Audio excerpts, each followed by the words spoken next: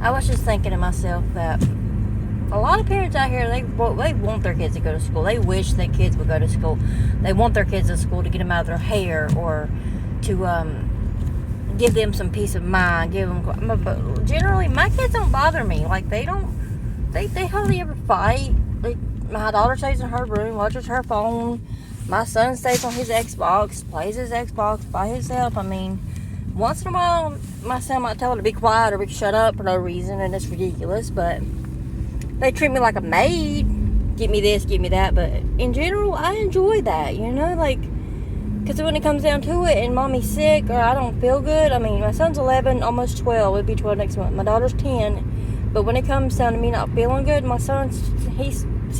daughter sometimes will, but my son steps up to the plate and takes care of me. He takes care of himself. He doesn't ask anything of me, because he knows I'm sick. Or when I had COVID, before we found out I had COVID and knew I was really sick, he would tell Hannibal and everybody to leave me alone. Mama's sick, leave her alone.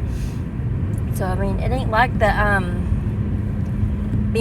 a burden, they're not being a burden to me or nothing. Like, they went years. We was on drugs for probably 7 years. My husband probably longer than me. We was here hiding the fact that we was using for 7 years. 7 years. But I was on heroin for about close to a year. But I was on meth for about 6 years, I would say. Yeah, I was on pain pills for about 2 years. Something like that. But I went from pain pills to meth to heroin. And then from heroin to fentanyl, because heroin made me not be able to breathe. I had asthma attack, so. And then I went to that, and then one day we decided that we need to get clean. We kept talking about needing to get clean. Like, we're tired of living like this. Like, something on me if I'm cleaning the house. But we are so sick and tired of living like this. We're broke all the time. We ain't got no money.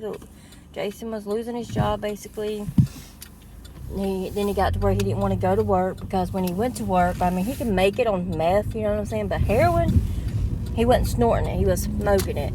So basically, you know what I'm saying? Like, you can't smoke that at work. You can't, So he would snort meth. I mean, he would hide it and do it whenever he could. But heroin, you couldn't do that. So he would be dope sick by the time that he was getting off work.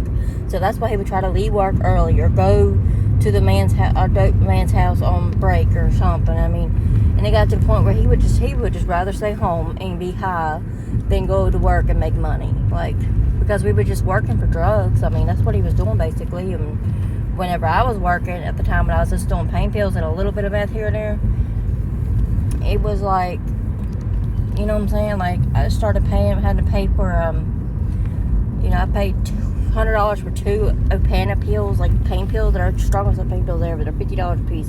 And that's whenever the last time I bought them, I was like, something's got to give. And one day we couldn't find anything. I was out of my Adderall that was prescribed to me at that time. I didn't get prescribed no more, though. But I was out of them at that time, and he was out of his. And our close friend of us, we went to his house to ask him if he could find anything, and he's like, yeah, but I don't think y'all want it. And trying to find out, it was meth. And my video will probably get taken down for talking about this, because I'm not blurting nothing out, but I don't really care. I'm being straight up about it. YouTube, get over it if you don't like it. Like, I'm just trying to talk about my experiences and stuff, and I'll block out the audience for children. It's just anybody under the age of 18, because they don't need to be hearing all this. They really don't, but, I mean, and I'm trying to grow a channel that shows people, like, you can get clean. It's possible. Especially if you got Medicaid and you're able to. Like, my cousin right now, I'm not going to speak no names or nothing like that, but she's out there on H, like heroin bad. I mean, she's out there really bad, and I'm not going to speak any names of her. I mean, that's all I think she's doing, but last time I heard, she was still doing what she was doing, and she ain't got none of her kids, and all of her kids hate her because they know what she does, and so that's what me and my husband did not allow. We didn't allow nobody to speak about it in front of our kids. We didn't allow nobody to do anything in front of our kids. And if if our friends came over and they was wanting to do something, they'd have to go and hide in the bathroom, because we didn't allow that. Like, you're not allowed to speak about it. You're not allowed to know about it. Like, and they were shocked when we decided to go to the clinic and get clean the same night that I went to go get clean. Like, I went to the clinic that night. I remember me and my husband was still living in a tent in my parents' backyard, and that's how bad we got. We ended up in a tent in my parents' backyard. We went from a trailer to a camper in my friend's yard in our trailer park to living in my mama's in a camper, getting rid of the camper, going to a building, and then a tent. But I remember sitting down there talking to our little boy, our 10-year-old boy, 11-year-old boy. He was 10 at the time, I think. But 11-year-old boy talking to him about what was going on and why we was getting this medicine. My mama didn't even know at the time. She just thought I was going to the dentist because I had teeth pulled, of course, on top. But yeah, she didn't even know, And now they put on lunch break. God dang it. Excuse my language. But yeah, he came in to want me to eat my medicine. But I didn't want my mama knowing. It was nothing personal really against my mama. It was just, I didn't want everybody knowing about it at that time. I wasn't ready. I wasn't ready to talk about it to people. I wasn't ready to open up to people.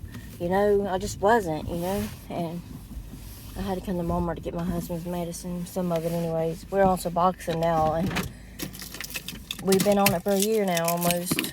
It's been a year.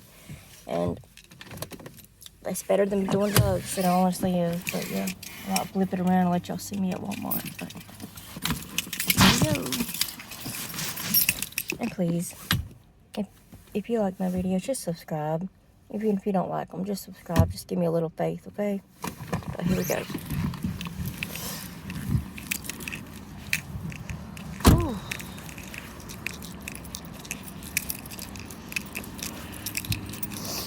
Feel like it's gonna rain. My Walmart's big.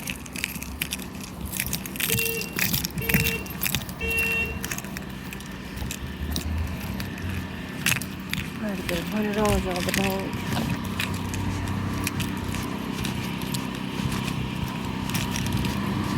I don't know which way to go in. Let's go this way. Don't run me over. Oh, my own.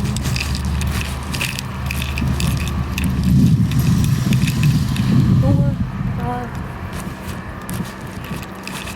So I'm on aisle 4. I'll just get lost. Every time I come out of this thing, I get lost. Seriously.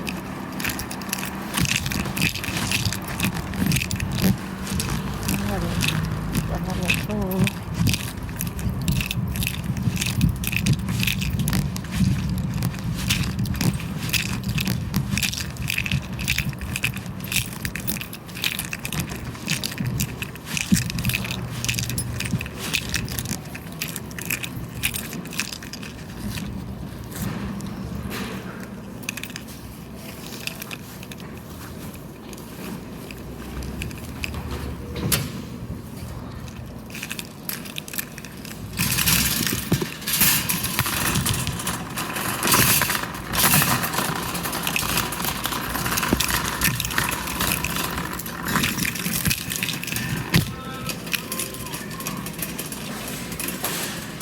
Hello.